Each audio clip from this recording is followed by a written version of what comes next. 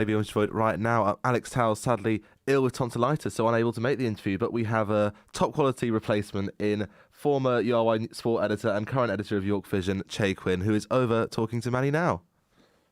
Thanks for that, Matt. So, as said, next up we're going to be talking to Maddi Cannell, the incumbent York Sports president, and who is rerunning for the role. Maddi, hello. So, first, I'll be quite direct off the bat. Why do you deserve a second term?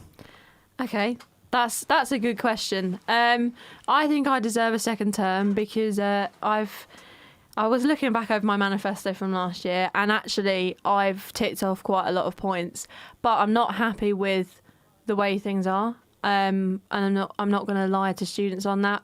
We've made a lot of progress in a lot of key areas like storage and on facilities, but I wouldn't feel comfortable knowing that I'd not tried and that I was just walking away, because I think there's a lot of improvements to be made in a lot of different areas, and I think that students will identify with the frustrations I've got at the system at the moment and will hopefully give me another shot at trying to get things better and things right next year.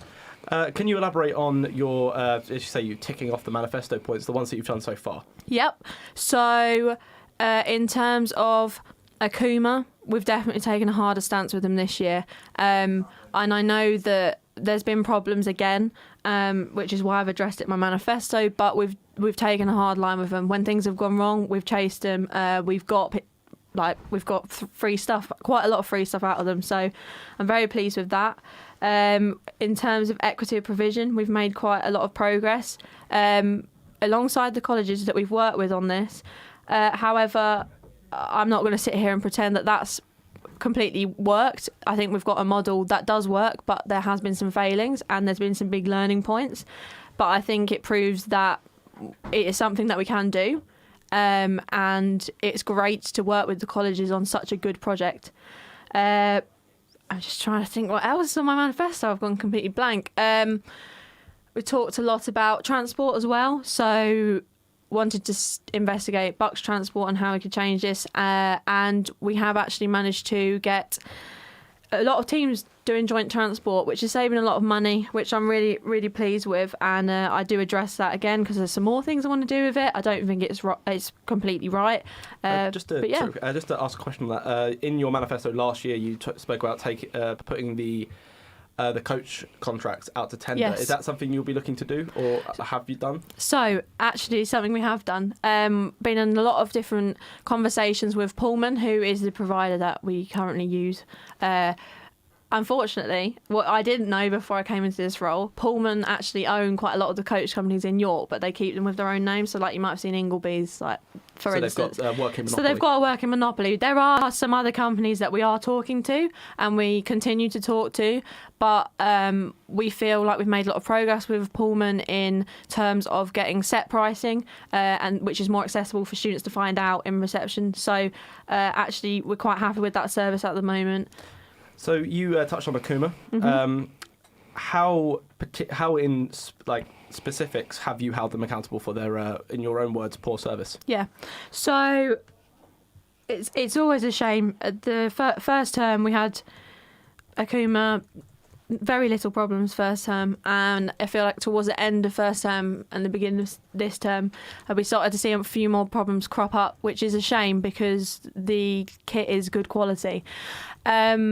And it's a reasonable price. However, so anytime anything's raised, when things are misprinted, when there's been issues with hidden costs in ordering, every time something's been raised, we have been straight on to our Okuma rep, who is actually fantastic. He's very cooperative.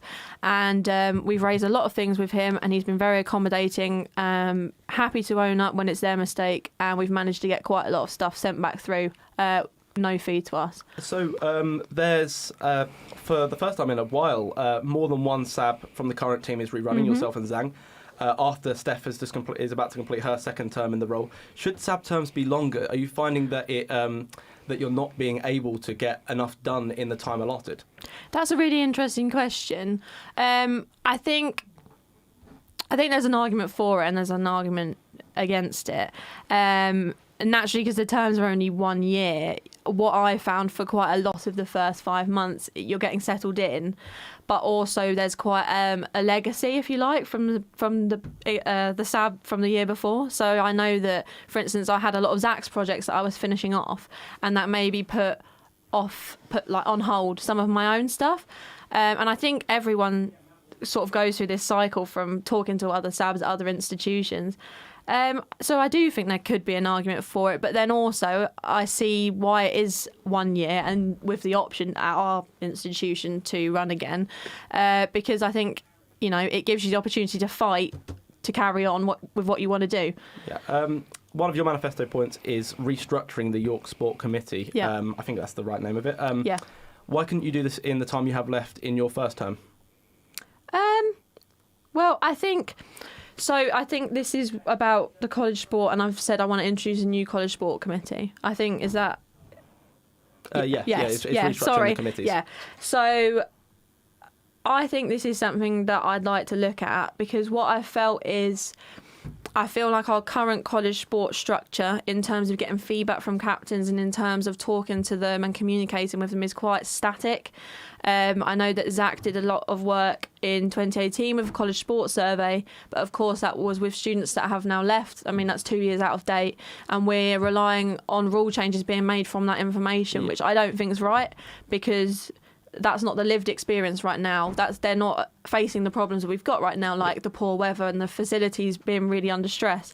So I mean, on college sport, you said in your past manifesto and your current manifesto that you want to promote and grow college sport. Yeah. And as you remember, the college chairs have released an open letter in recent days criticising USU as an institution. They made it very clear they want to criticise the SABs as basically not treating college sport well enough.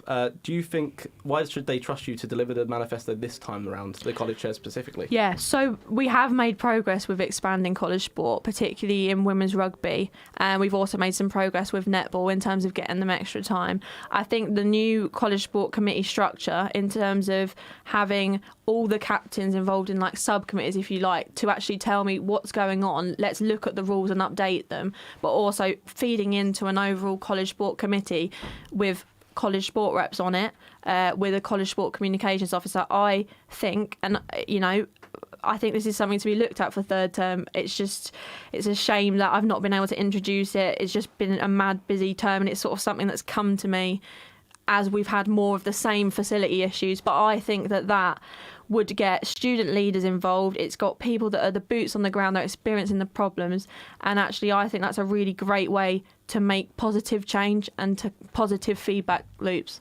You're talking about positive change. How can you make sport, you specifically, make sport of York a force for social change after numerous incidents of poor behaviour from members of sport teams, not least the now infamous incident involving the hockey club 2 years ago?